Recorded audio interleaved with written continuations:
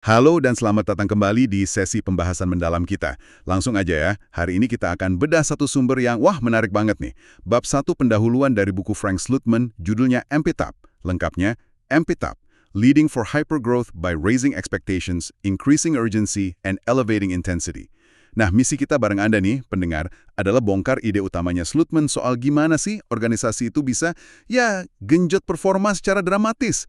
Itu yang dia sebut amping up. Dan ini penting, ini bukan cuma teori loh. Slootman nulisnya dari pengalaman dia sendiri jadi CEO super sukses di 3 perusahaan teknologi yang beda-beda banget. Data Domain, terus ServiceNow, dan yang lagi heboh belakangan ini, Snowflake. Usut punya usut nih, buku ini ternyata lahir dari artikel LinkedIn dia judulnya MPTAP yang viral banget. Karena banyak banget yang minta dia sharing, dan yang nggak mungkin kan ladenin satu-satu, akhirnya dia tuangin deh semua pemikiran sama pengalamannya di buku ini. Semacam panduan gitu buat mimpin perusahaan high performance yang fokus ke misi. Iya, dan perlu ditambahin juga nih, ini perspektifnya benar-benar dari medan pertempuran gitu kata Slootman. Bukan dari orang luar kayak konsultan atau investor, tapi ya dari orang yang emang pegang kendali langsung CEO-nya gitu. Makanya buku ini relevan banget buat pemimpin di level mana aja. Mau di depan, tengah, atau atas, C-suite gitu. Praktis banget lah pokoknya. Oke. Nah, mari kita langsung gali nih intinya. Konsep amping up ini, kalau dipikir-pikir lumayan radikal juga ya. Slootman ini kan argumennya, dan ini yang bikin, menarik. Dia bilang, kebanyakan organisasi itu punya potensi perbaikan yang gede banget, tapi belum kesentuh. Dan seringnya, ini nih, tanpa perlu rombak besar-besaran di awal. Kayak ganti banyak orang, ubah struktur, atau bahkan model bisnisnya. Nggak gitu dulu.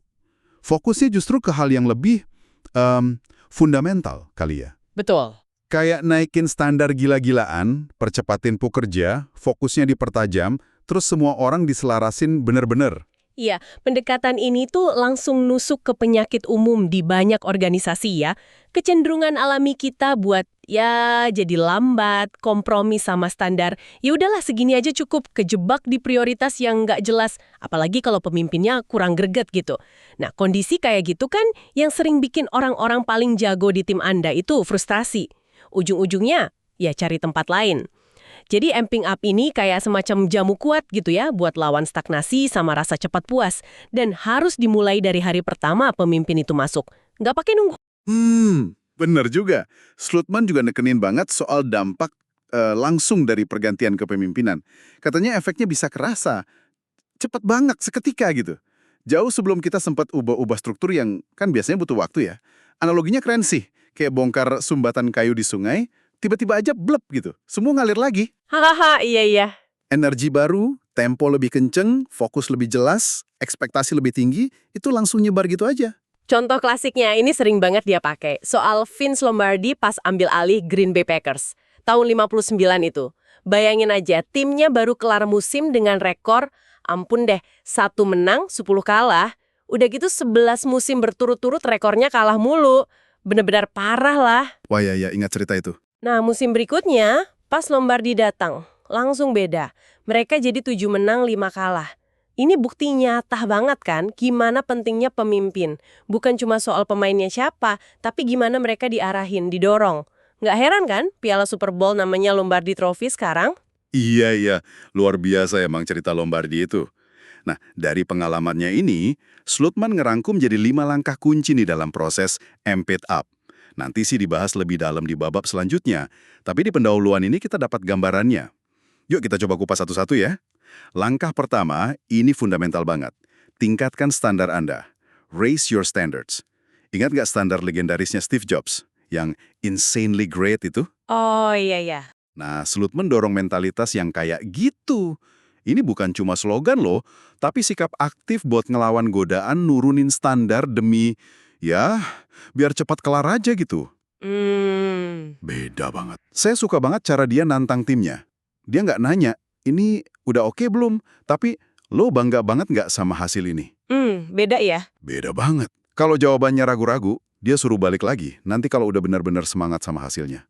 Ini nuntut rasa, kepemilikan kualitas yang tinggi banget. Dan efeknya itu bukan cuma ke hasil akhir loh. Proses naikin standar itu sendiri udah kayak nyuntik energi ke tim.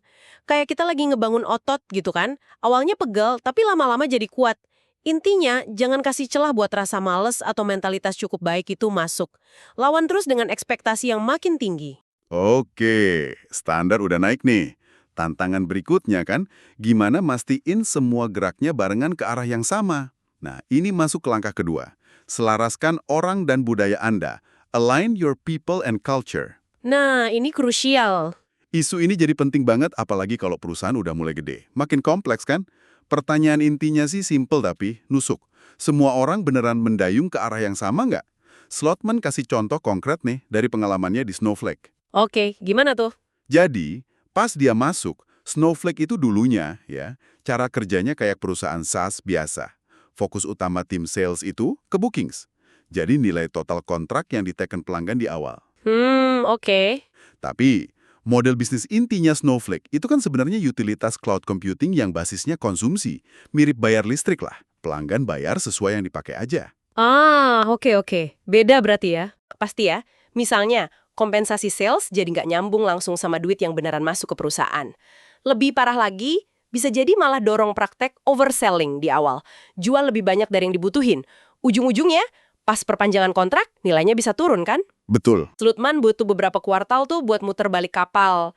Ganti fokus seluruh perusahaan, sales, produk, finance, semua ke metrik konsumsi. Penyelarasan ini juga dia terapin ke kompensasi insentif. Semua eksekutif gajinya pakai metrik yang sama, biar tujuannya sama semua. Ngomongin penyelarasan, Slutman juga agak kritis nih sama sistem MBO, Management by Objectives. Itu loh sistem yang target individunya ditetapin, terus kinerjanya diukur dari situ. Oh iya, tahu. Kenapa dia kritis? Menurut dia, MBO itu sering bikin karyawan jadi kayak ngerasa punya kerajaan kecil sendiri gitu. Fokusnya ke target pribadi dia aja. Akibatnya jadi susuh diajak kerja bareng atau pindah ke prioritas perusahaan yang lebih penting. Kan sibuk sama proyek sendiri. Masuk akal juga ya. Ini kan malah kebalikannya penyelarasan tim. Dia bahkan bilang, kalau Anda perlu MBO biar orang mau kerja, wah mungkin ada masalah nih sama orangnya atau manajernya atau dua-duanya. Tajam juga ya pandangannya soal MBO. Oke. Jadi standar udah tinggi, orang udah mulai selaras. Tapi gimana kalau energi tim masih kayak nyebar kemana-mana gitu? Banyak banget yang dikerjain. Nah, Disinilah langkah ketiga main. Pertajam fokus Anda. Sharpen your focus. Ini masalah klasik banget deh. Pasti Anda pernah ngerasain juga. Organisasi nyoba ngerjain kebanyakan hal barengan, prioritasnya nggak jelas, definisi selesai juga abu-abu, rasanya kayak berenang di lem gitu ya. Lambat, berat, capek. Solusinya Slutman. Mikirnya lebih sekuensial aja, berurutan, jangan paralel semua. maksudnya gimana tuh? Artinya, kerjain lebih sedikit hal dalam satu waktu, tapi pastiin tuntas dan bagus. Dan prioritasinnya harus kejem banget. Biar fokusnya makin tajam, Slutman sering nanya pertanyaan yang bikin mikir keras nih. Kalau Anda cuma bisa ngerjain satu hal aja nih selama sisa tahun ini, apa itu? Kenapa? Pertanyaan ini maksa kita mikir benar-benar. Karena kalau salah pilih fokus, wah akibatnya fatal, buang-buang sumber daya, waktu, duit, orang itu kan mahal banget ya ongkosnya. Bener banget. Sebaliknya, kalau tujuan jelas, fokusnya tajam, itu jadi keuntungan gede banget. Kepemimpinan yang efektif itu ya proses nyaring kompleksitas terus-menerus sampai ketemu intinya. Logikanya simpel, kalau di atas saja prioritasnya udah nggak jelas, gimana di bawah coba? Iya juga ya. Saya ingat dia cerita soal percakapan satu hal ini pas dia rekrut Chief Product Officer baru di ServiceNow. Diskusi panjang. Akhirnya, mereka sepakat satu fokus tunggal. Ubah total pengalaman pengguna, UX, produk ServiceNow. Oh, oke. Kenapa itu? Waktu itu UX-nya katanya kaku banget, kayak aplikasi industri gitu. Kurang enak dipakai. Targetnya bikin jadi semulus aplikasi konsumen modern. Ini bukan proyek ecek-ecek, tapi transformasi DNA produk. Butuh komitmen jangka panjang dan fokus gila-gilaan. Wah, kebayang sih effortnya. Nah, fokus tajam gini kan perlu didukung kecepatan eksekusi ya. Iya. Ini nyambung ke langkah keempat. Percepat langkah, pick up the pace. Slotman ngamati nih, di organisasi yang loyo, biasanya nggak ada rasa urgensi. Santai aja gitu semua. Dia pakai analogi kantor di MV di California, kayak Samsat lah di sini. Stafnya baru pada ngebut kerja itu jam 4 sore. Kenapa? Karena kantor tutup 4:30, pengen antriannya cepat habis. Ini nunjukin kalau kecepatan itu seringnya ditentuin sama pemimpin dan situasi yang diciptain. Betul. Makanya, Slotman tuh terkenal sering nantang timeline. Nanya terus, Kenapa mesti minggu depan sih selesainya? Kenapa nggak bisa besok aja? Haha, ditodong terus ya. Intinya sih bangun budaya urgensi, secara aktif memadatkan waktu kerja. Ini bukan soal kirim memo sekali doang isinya, ayo kerja cepat. Nggak gitu. Tapi lebih ke pakai tiap interaksi. Mau rapat, email, ngobrol santai, itu jadi kesempatan buat nanemin ekspektasi kecepatan yang lebih tinggi. Sikap nggak sabaran dalam bisnis ini, kata Slutman, malah bisa jadi ciri pemimpin efektif loh. Orang-orang yang bagus kinerjanya justru pengen lingkungan kerja yang gercep, energik. Mereka malah sebel sama birokrasi lambat. Benar juga sih. Jadi jangan biarin organisasi jadi lambat gara-gara kebiasaan jelek. Harus diubah. Dan segera. Oke. Standar tinggi, tim selaras, fokus tajam, gerak cepat. Udah kayak resep eksekusi yang mantep banget ya. Tapi Slotman nggak berhenti di situ. Langkah kelima ini soal transformasi strategi Anda. Transform your strategy. Meskipun buku ini banyak banget ngomongin gimana ngerjainnya, eksekusi, dia negasin kalau apa yang dikerjalin, strategi, itu ya tetap penting banget. Jelas lah ya. Ada hubungan menarik nih. Dia percaya kalau Anda udah jago eksekusi, otomatis Anda jadi ahli strategi yang lebih baik juga. Strategi yang pas itu bisa jadi kayak pengganda kekuatan gitu, force multiplier. Cuma ya, mikir strategis itu butuh cara pikir yang beda. Lebih abstrak, lebih cair, lihat hubungan antar banyak hal yang kompleks. Perlu semacam visi pinggir gitu. Kayak quarterback hebat yang bisa lihat semua pergerakan di lapangan, nggak cuma di depannya aja. Menarik. Perlu juga ada sedikit rasa parno yang sehat gitu sama model bisnis kita sendiri. Kenapa? Karena ya udah pasti di luar sana pesaing Anda tuh lagi mikir keras siang malam gimana caranya ganggu bisnis Anda.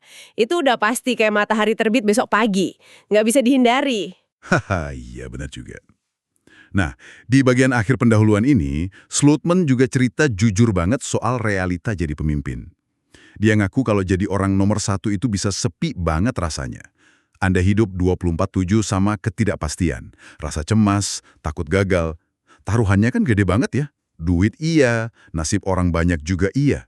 Dan yang paling bikin stres, nggak ada buku panduan pasti berhasilnya gitu. Karena kangen sama tantangannya. Dia kangen adrenalin ada di arena bertarung dalam apa yang dia sebut pertempuran epik. Lawan platform teknologi baru, pesaing ganas, model bisnis yang berubah terus.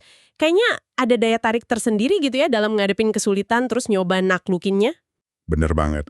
Jadi, ya begitulah kira-kira gambaran besarnya dari bab 1 Amp It Up ini.